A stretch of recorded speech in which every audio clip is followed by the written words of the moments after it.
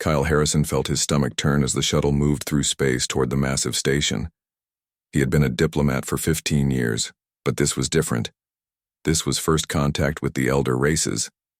These alien species had ruled this part of the galaxy for thousands of years before humans even learned to make fire. The station was huge. It looked like a giant metal flower floating in the darkness with long arms reaching out in all directions. Lights blinked along its surface like stars. Kyle had seen pictures, but seeing it with his own eyes made him feel very small.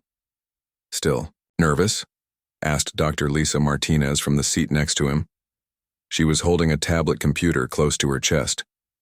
Inside that tablet was everything humans wanted to share about Earth culture.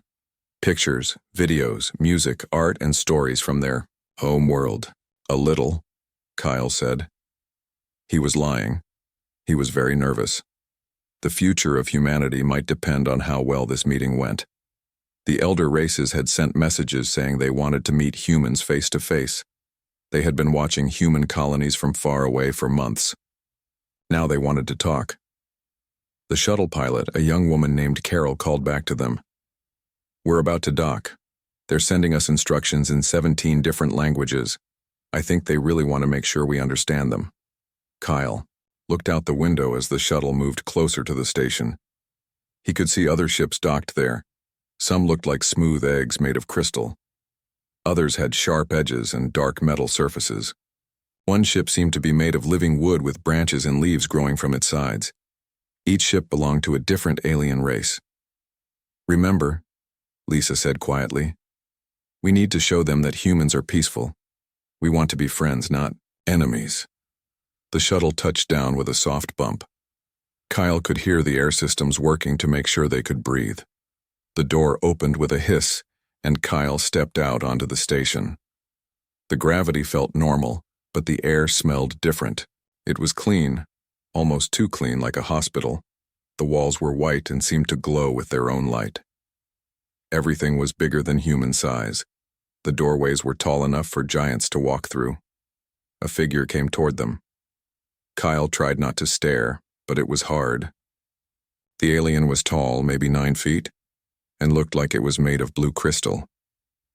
Light moved through its body like water. It had no face that Kyle could see, but somehow he knew it was looking at him. "I am Sek Thalan," the being said. Its voice came from everywhere at once, not from a mouth. "I speak for the Vorthak people. We welcome humans to this place." Kyle bowed his head, trying to remember the greeting they had practiced. "I am Kyle Harrison. I speak for the human people. We are honored to be here." Sek Thalan led them through long hallways. Other aliens stopped to look at the humans as they passed. Kyle saw creatures that looked like giant insects, others that seemed to be made of moving shadows, and some that looked almost like plants walking on root-like legs. They entered a huge room with a curved ceiling that showed the stars. Outside, hundreds of aliens sat in rows, all looking down at a stage in the center. Kyle realized this was where he would have to speak to all of them at once. "So many," Lisa whispered. "Your people are young," Sek Thalan said. "But you have done something interesting. You learned to travel between stars very quickly. Most races take much longer. This makes the Council curious about humans." They walked down to the center stage.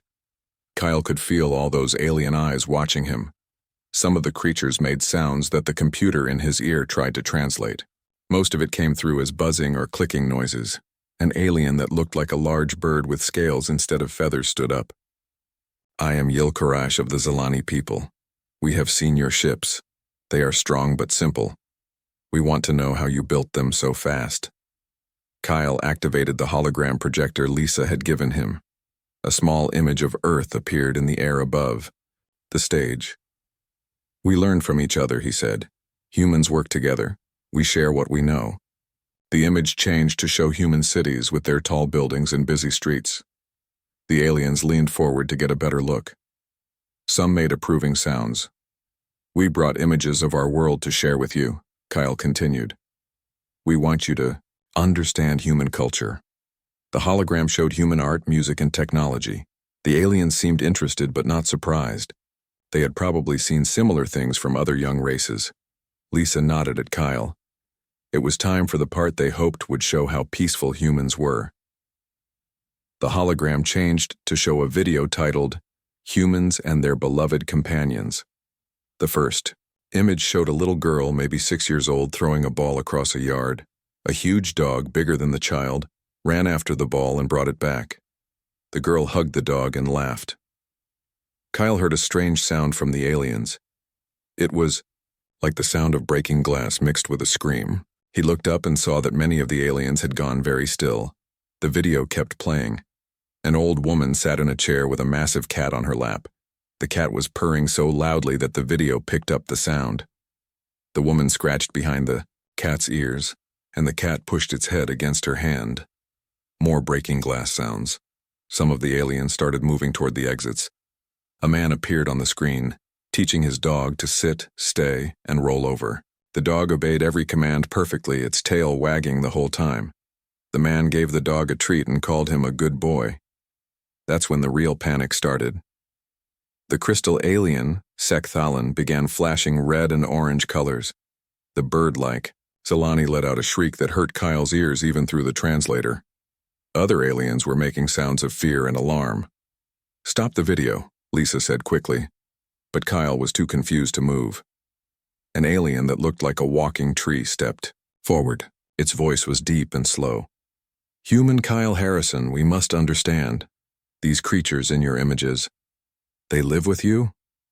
"Yes," Kyle said, not understanding why this was a problem. "They're our pets, our companions. Many humans have dogs or cats in their homes." The tree alien's branches began shaking. "In your homes? Where you sleep? Where your young ones live?" "Of course," Kyle said. "Dogs and cats are part of our families. We love them." The word love came through the translator and caused another wave of panic. Several aliens ran from the room. Security guards that Kyle hadn't noticed before began moving closer to the stage. Yil Karash, the bird-like alien, stood up slowly. Her feathers were standing on end, making her look twice as big. "Human," she said, her voice shaking. "Do you understand what you have just shown us?" Kyle looked at Lisa, who was staring at her tablet in confusion. "I don't understand," Kyle said. "We were showing you how humans care for animals, how we can be gentle and loving." "Gentle?" Sekthalan's crystals flashed bright red. "Those creatures you call pets. We have other names for them." An alien that looked like a living shadow moved forward. It spoke in a voice like wind through dead leaves.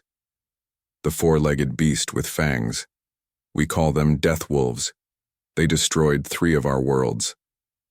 "The stalking creature with claws," added Yil Karash.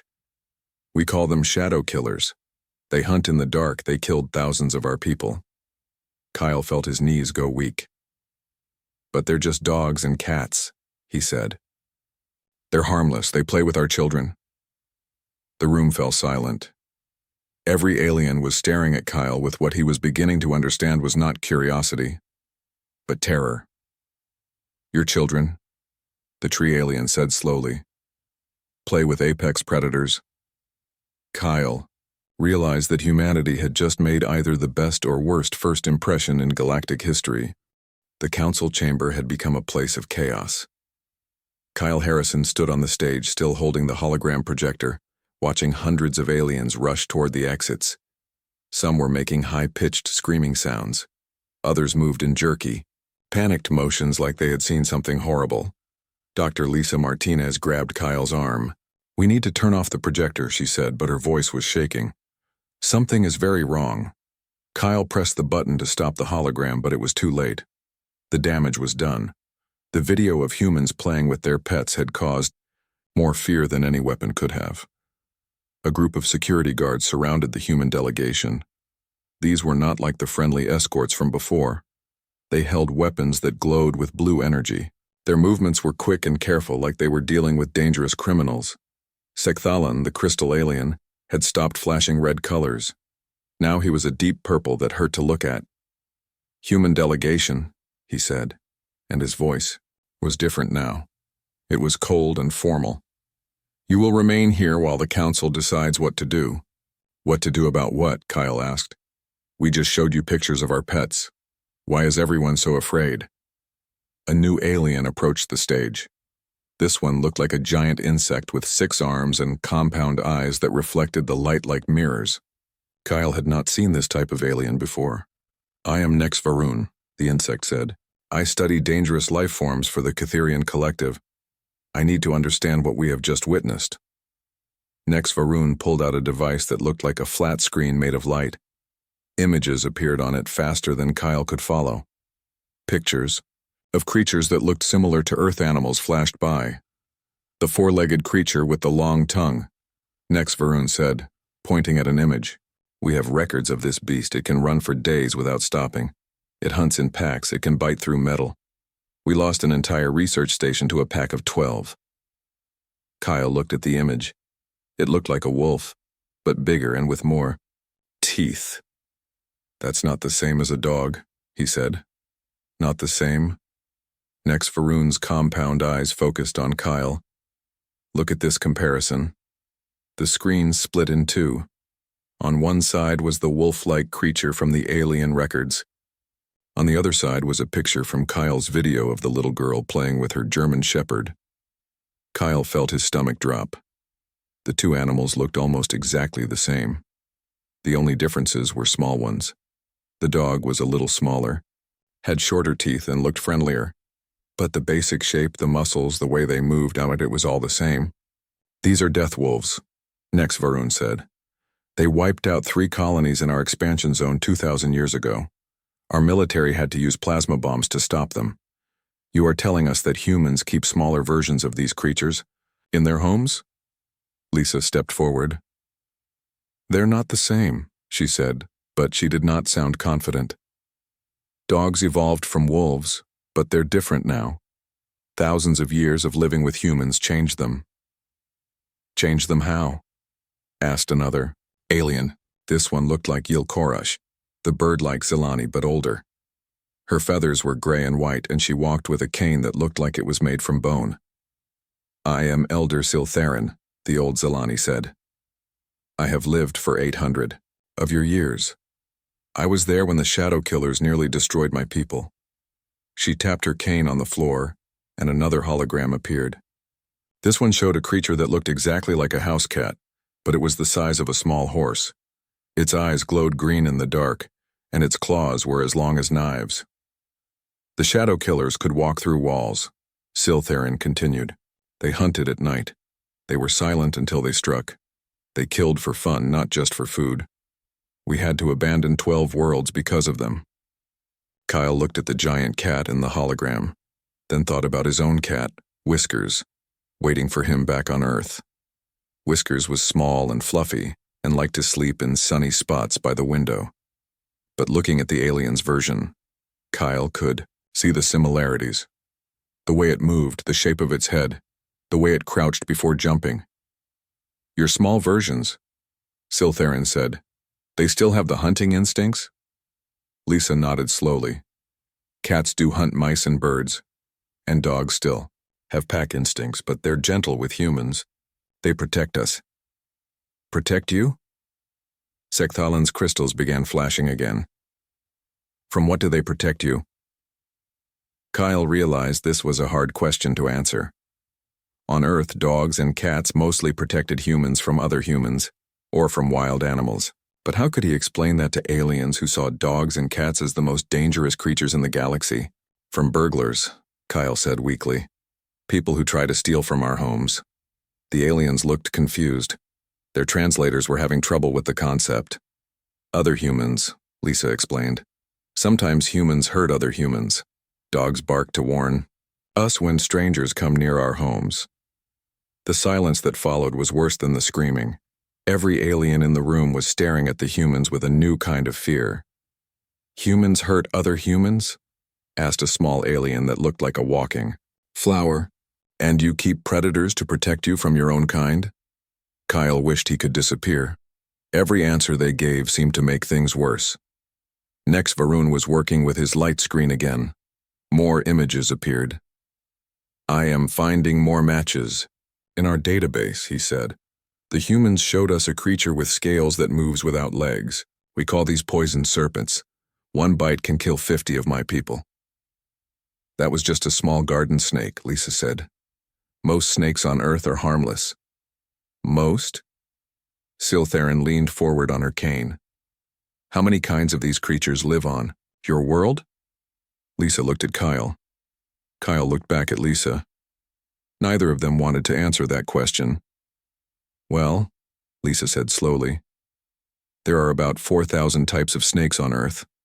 The flower alien fell over. Several others began making distress calls. And how many of these are what you call harmless? Next Varun asked. About 3,000, Lisa said. So 1,000 types can kill? Sekthalan asked. Lisa nodded. And humans live on the same world as 1,000 types of deadly serpents? Lisa nodded again. Kyle could see that they were digging themselves deeper into trouble. Look, he said. Earth has dangerous animals, but humans learn to live with them. We're smart. We build safe places to live. We know which animals to avoid. But you do not avoid the death wolves and shadow killers. Next Varun pointed out. You invite them into your safe places. You let them near your young. An alarm began sounding throughout the station. Red lights flashed, and a voice spoke in several alien languages. Yilkarash, who had been quiet during the discussion, suddenly stood up. The council has made a decision, she announced. This station is now under security lockdown. No ships may leave until we understand the full threat. Threat? Kyle asked. What threat? We came here to make friends. You came here from a world of apex predators, Siltherin said. You keep the most dangerous creatures in known space as companions for your children. You have weapons that can kill your own kind, which is why you need predators for protection. And you learn to travel between stars in less time than most species learn to make fire. She pointed her cane at Kyle. The question the council must answer is simple. Are humans the most dangerous species in the galaxy? And if so, what do we do about it? Kyle felt the walls of the chamber closing in around him. They had come here to make friends, but somehow they had convinced the most powerful aliens in the galaxy that humans were a threat to all life. The worst part was, Kyle was starting to think the aliens might be right. Captain Ben Rodriguez was eating lunch on the human ship Endeavor when every alarm on the bridge started going off at once. He dropped his sandwich and ran to the command deck, where his crew was staring at the main screen with wide eyes. Captain, called out his communications officer, Janet Park. You need to see this. The screen showed space around the council station, but it was not empty space anymore. Dozens of alien warships had appeared from nowhere. They surrounded the station like a metal cloud with their weapons pointed inward. How many ships? Ben asked. 43 so far, said his tactical officer, Tony Chen. More are jumping in every few minutes. I've never seen so many different types of ships in one place. Ben had been a ship captain for 20 years. He had seen pirates, smugglers, and even a few military conflicts. But this was different. This looked like the entire galaxy was preparing for war. Sir, Janet said, we're getting a message from Ambassador Harrison on the station. Kyle's face appeared on the screen. He looked tired and worried. Behind him, Ben could see alien guards with glowing weapons. Ben, Kyle said, we have a problem, a big problem. The aliens think we're dangerous. They've put the station under lockdown. No one can leave. Dangerous? Ben asked. What did you do? We showed them videos of people with their pets. Ben blinked. Pets? You mean like dogs and cats? That's the problem, Kyle said. To them, dogs and cats are monsters. Legendary creatures that destroyed their worlds. They can't understand why we keep them as pets. Ben looked around at his crew. Half of them had pictures of their pets on their workstations. Tony had a photo of his 3 cats. Janet had a picture of her golden retriever wearing a birthday hat. They think we're dangerous because we have pets? Ben asked. It's worse than that, Kyle said. They're starting to ask questions about Earth, about what kind of world could produce both humans and these creatures. Ben, I think we may have accidentally convinced them that we're the scariest species in the galaxy. The communication ended, leaving Ben staring at a blank screen. Outside, more alien ships were arriving. Some were so big they blocked out the stars. "Captain," Tony said quietly, "what do we do?" Before Ben could answer, Janet spoke up. "Sir, we're getting a transmission from Earth. It's marked as urgent." "Put it through." Dr. Nina Foster appeared on the screen. She was calling from the Cultural Exchange Center on Earth, where she worked as an anthropologist studying alien civilizations. "Captain Rodriguez," she said, "we just received a priority message from the Galactic Council. They want to arrange a live video conference with human families on Earth. They say it's to help them understand human culture better." Ben felt a cold feeling in his stomach. "Dr. Foster, I don't think that's a good idea right now." "Why not?" The council seemed very interested in learning about how humans interact with animals. "I've already arranged for several families to participate. We have the Thompson family with their pet snake, the Davis family with their rescue Rottweiler, and the Miller family with their 3 cats and 2 dogs. "Dr. Foster, wait," Ben started to say, but it was too late. The transmission had ended. An hour later, Ben was watching the video conference on his main screen. The Alien Council had reformed in their chamber, but now they had weapons and guards everywhere. The humans were still on the center stage, looking more worried than before. Dr. Foster's voice came through the speakers. "Council members, we're pleased to introduce you to some typical human families and their beloved animal companions. The first family to appear on the hologram was the Thompson family. There was a mother, a father, and a little girl who looked about 6 years old. The child was holding something in her arms.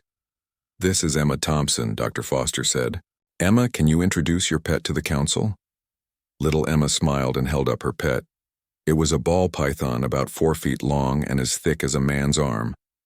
The snake's scales were brown and gold, and it wrapped around Emma's arms like a living rope. "This is Sneaky," Emma said in a sweet voice. "He's my best friend. He likes to sleep in my bed with me." The sound in the council chamber was like a building falling down. Aliens screamed, fell over, and ran for the exits. Several of the crystal aliens actually shattered, their pieces scattered across the floor. Next, Varun, the insect scientist, was making a sound like a broken machine. "Poison serpent," he kept saying. "Living with poison serpent. Child holding poison serpent." But Emma was not done. She kissed the top of the snake's head and said, "Sneaky is really gentle. He's never bitten anyone. Mom says he's a good snake because he eats the mice in our basement." That made things worse. Several aliens fainted when they heard that humans used poison serpents for pest control. The hologram switched to the next family. Colonel Jack Davis appeared, a big man with gray hair and strong arms. Next to him sat the largest dog Ben had ever seen. It was a Rottweiler that looked like it weighed more than some of the aliens. "This is Sergeant," Colonel Davis said. "He's been with me for 8 years. He's a good soldier." The word soldier came through the translators and caused another wave of panic. "Sergeant," Colonel Davis said in a loud, clear voice. "Attention!" The massive dog immediately sat up straight, its ears forward and eyes focused on its owner. "Show them what you can do," Davis said. "Sergeant, patrol." The dog began moving in a pattern around the room, its nose to the ground, checking corners and doorways like it was looking for enemies. "Search and destroy," Davis called out.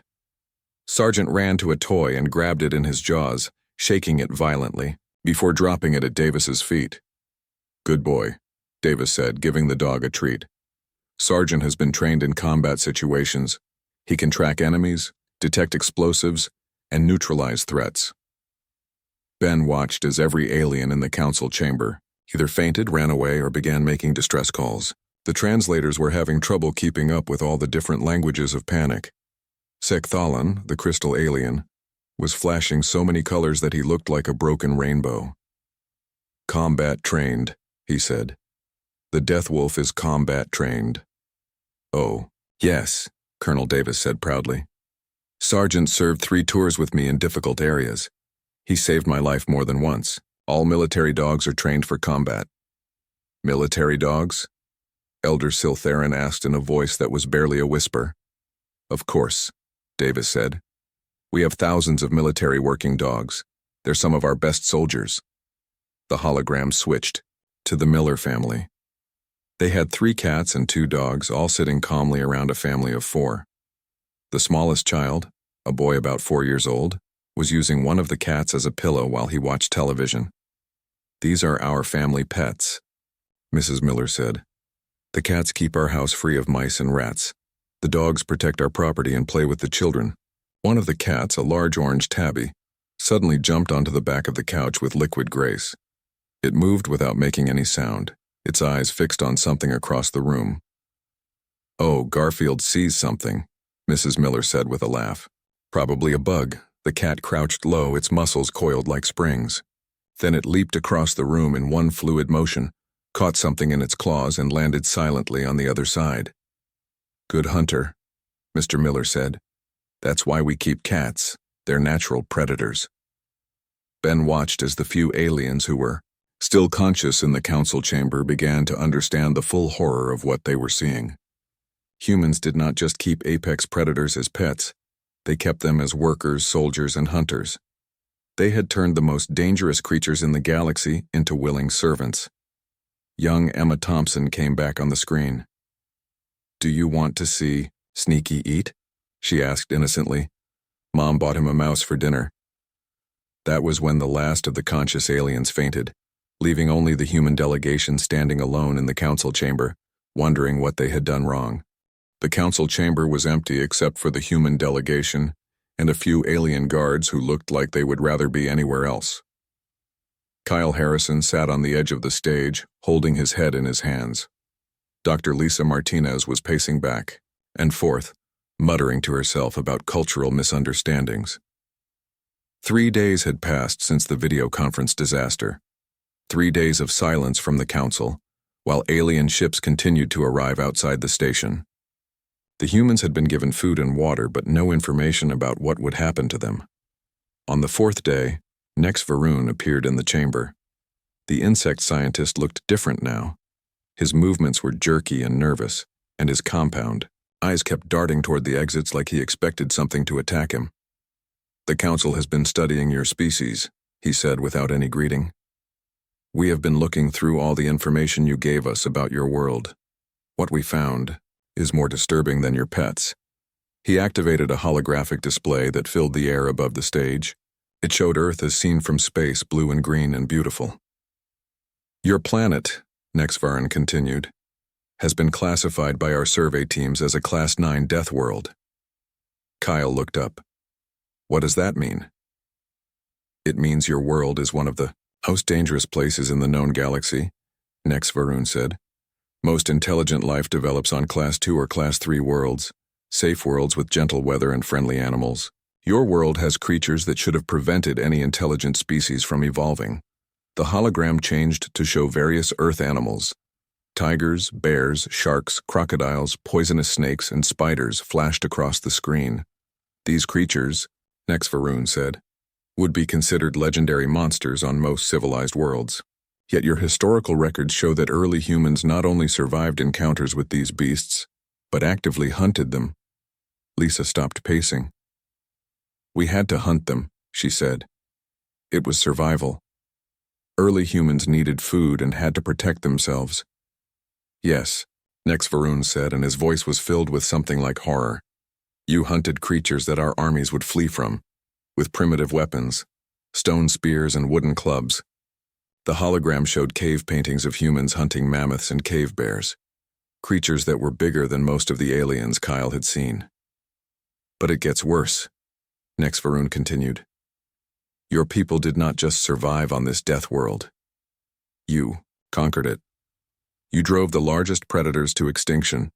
You changed the entire planet to suit your needs." Kyle felt a chill run down his spine. When Nex Varun put it that way, humans sounded terrifying. "The council has been studying human biology as well," Nex Varun said. "We wanted to understand how you survived on such a dangerous world." The hologram changed to show a human body, with different parts highlighted in red. "Humans are persistence hunters," Nex Varun explained. "You can run for hours without stopping. Most prey animals can run faster than humans, but they cannot run as long. Humans simply chase their prey until it collapses from exhaustion." Kyle had never thought about human endurance that way before. He remembered running marathons in college, but it had never occurred to him that this ability was unusual. Your species also has something called throwing accuracy, Nex Varun continued. Humans can throw objects with deadly precision over long distances. No other species in our database has this ability.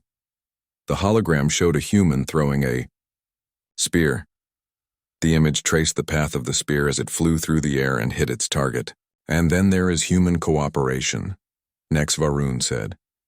You work together in ways that most species cannot.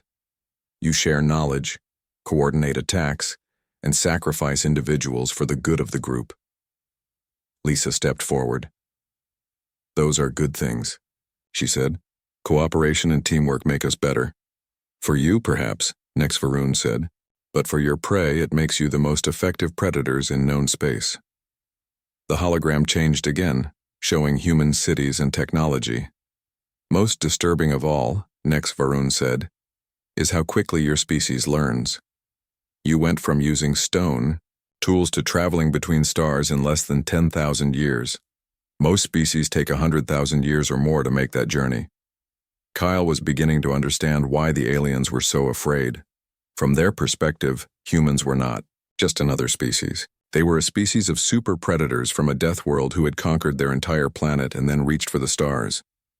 The Council has also been studying your entertainment, Nex Varun said. Our entertainment? Lisa asked. The hologram showed scenes from human movies, television shows, and sports. But Kyle realized that what looked like fun to humans might look very different to aliens. You have competitions where humans fight each other for sport, Nex Varun said, showing boxing and wrestling matches. You create fictional stories about humans fighting monsters and winning. You have games where teams of humans battle against each other. The hologram showed football where large humans in armor crashed into each other at high speed. Your children play games that simulate hunting and combat, Nex Varun continued, showing kids playing tag and hide and seek. Even your youngest learned the skills of predators. Kyle watched a video of children playing on a playground. They were climbing, jumping, running, and chasing each other. To human eyes, it looked like innocent fun. But Kyle could see how it might look like combat training to an alien. And your extreme sports, Nex Varun said with what sounded like disbelief. The hologram showed humans jumping out of airplanes, climbing tall mountains, surfing giant waves, and racing cars at dangerous speeds. Humans voluntarily put themselves in deadly situations for fun, Nex Varun said. You call it adrenaline seeking. Your species actively looks for danger to make yourselves feel good. Lisa tried to explain. Those are just hobbies.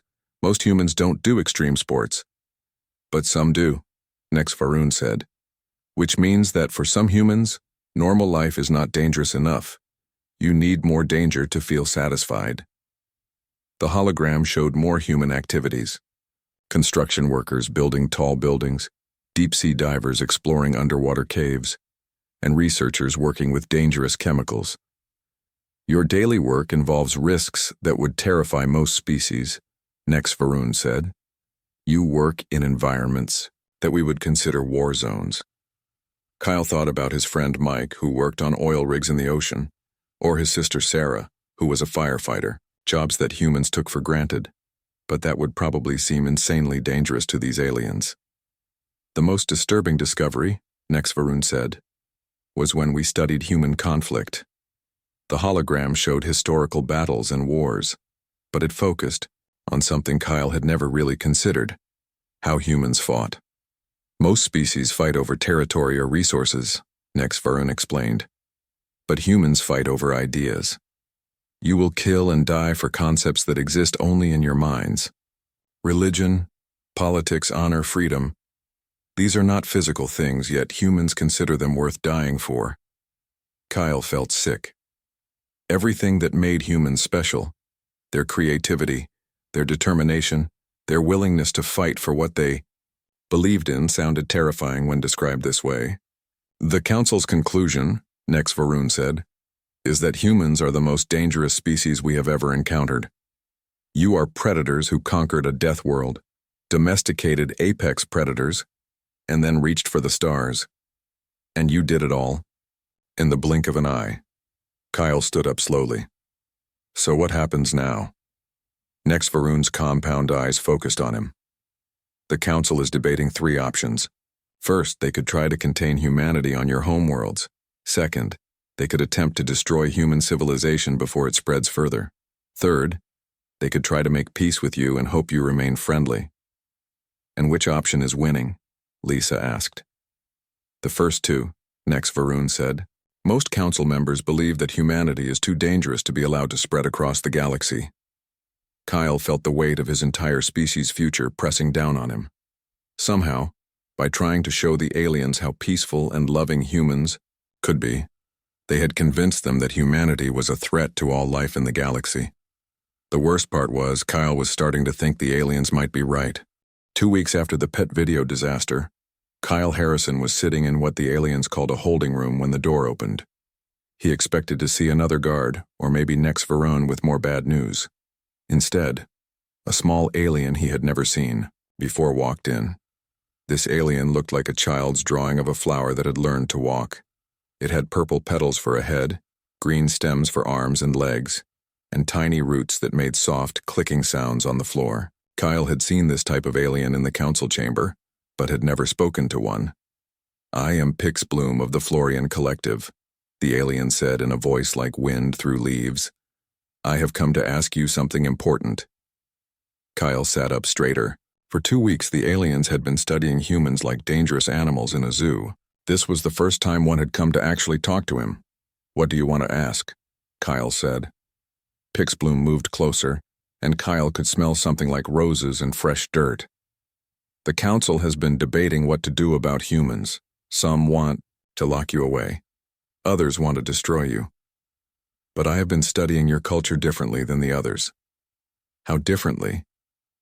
Pix Bloom pulled out a small device that projected a hologram into the air, but instead of showing dangerous animals or human weapons, it showed something Kyle had not expected. It was the video of little Emma Thompson with her snake, but this time the sound was different. "I have been listening to the emotional content of human speech," Pix Bloom said. "The way you talk to your creatures, listen." Kyle heard Emma's voice again, but now he could hear something he had missed before. The pure love in her voice when she talked about Sneaky, the gentle way she spoke to the snake, the happiness in her laugh. "Your people do not keep these creatures as weapons," Pix Bloom said. "You love them, true love, I can hear it in your voices." Kyle felt tears start in his eyes. "Yes," he said. "We do love them. This is very strange to us." Pix Bloom continued. "Most species in the galaxy see other life forms as either useful, dangerous, or irrelevant, but humans see them as family." The hologram changed to show the video of Colonel Davis with his dog sergeant. But again, Pix Bloom had changed the sound somehow. "Listen to how the human soldier talks to his creature," Pix Bloom said. Kyle heard the pride in Davis's voice when he talked about Sergeant. The genuine affection when he called the dog a good boy. Even during the combat demonstration, Davis's voice was full of love and respect for his animal partner. "The soldier does not see a weapon," Pix Bloom said. "He sees a friend who has shared danger with him, a companion who has saved his life." Kyle nodded. "Dogs have been partners with humans for thousands of years. They're not just pets, they're family." Pix Bloom was quiet for a moment. Then the alien said something that surprised Kyle. "I have been studying what humans call animal rescue." The hologram changed to show videos Kyle had never seen before. They showed humans taking care of injured animals, feeding stray cats and dogs, and working to save endangered species. "Your people spend time and money to help creatures that give you nothing in return," Pix Bloom said. "You have organizations dedicated to protecting animals you will never meet. You feel sad when species become extinct, even if they are dangerous to you." Kyle watched the videos of humans caring for wild animals. He saw people rescuing beached whales, treating injured birds, and building shelters for homeless pets. "This behavior makes no sense to most council members," Pix Bloom said. "Why would predators care for other species? But I think I understand." "What do you understand?" "Humans are not just predators," Pix Bloom said. "You are also protectors. The same instincts that make you dangerous also make you caring." Kyle felt a spark of hope for the first time in weeks. Can you convince the council of that? I am trying, Pixbloom said, but most of them are too afraid to listen. They see only the danger, not the love. The door opened again and Sekthalan entered. The crystal alien was still flashing colors that hurt to look at, but they were slower now, more controlled. Pixbloom, Sekthalan said, you should not be here alone with the human. I am safe, Pixbloom replied. This human would not hurt me. How can you be sure? Kyle decided to speak up. Because you're not threatening anyone I care about, he said. Humans only become dangerous when we're protecting something or someone we love. Sekthalan's crystals went dark for a moment. You would fight to protect your pets? Of course, Kyle said. Wouldn't you fight to protect your family? The creatures are not your family, Sekthalan said. They are different species. So are you, Kyle pointed out. But if someone tried to hurt Pixbloom right now, I would try to stop them. Sekthalan and Pixbloom both went very still. Kyle realized he had said something important, but he was not sure what. You would protect an alien? Pixbloom asked. If you needed protection, yes, Kyle said. That's what humans do. We protect those who can't protect themselves. Over the next few days, more aliens began visiting Kyle, not to study him like a dangerous animal, but to talk to him like a person. They asked questions about human families, about how humans treated animals, and about why humans cared for creatures that could not pay them back. Kyle told them about guide dogs that helped blind people see, about therapy animals that comforted sick children, about conservation efforts to save endangered species, about the simple joy of coming home to a pet that was happy to see you. Slowly, some of the aliens began to understand. The young Catherian that Kyle met was fascinated by the idea of companionship. The Zalani began to see that the same loyalty that made dogs good soldiers also made them good friends. Even some of the Vorthak started to understand that humans kept pets not as symbols of power, but as expressions of love. But it was Elder Siltharin who changed everything. The old Zalani came to see Kyle on his last day at the station. She walked, slowly with her bone cane, and her feathers were more gray than Kyle remembered. Human Kyle, she said, I have lived for 800 years. I have seen many species rise and fall. I have watched civilizations grow and die. Kyle waited for her to continue. In all that time, she said, I have never seen a species that conquered their world and then chose to protect it. I have never seen predators that cared for other species out of love rather than utility. She sat down next to Kyle, something he had never seen an alien do before. The council has made its decision, she said. We will not contain you. We will not try to destroy you. Instead, we will do something we have never done before. What? We will ask you to teach us, Siltharin said. Teach us how to love other species the way you do. Teach us how to be protectors as well as survivors. Kyle felt tears running down his face. You want to learn about pets? We want to learn about compassion, Siltharin said, something most of us forgot long ago. 3 months later, Kyle was back on Earth, but not for long. The Galactic Council had established the first Interspecies Compassion Institute, and they wanted human teachers. Dr. Lisa Martinez was leading a program to introduce carefully selected Earth animals to alien families. The first project involved giving guinea pigs to young Catherian volunteers. The sight of a giant insect alien gently petting a tiny furry creature had become famous across the galaxy. Captain Ben Rodriguez was now the head of the new human alien cultural exchange fleet. His ship carried not soldiers or weapons, but teachers, veterinarians, and animal behaviorists. The galaxy was changing. For the first time in thousands of years, different species were learning to live together, not just in peace but in friendship, and it all started because humans loved their pets. Kyle's final report to Earth Command was simple. Mission successful. We came to make friends and we ended up teaching the galaxy how to love.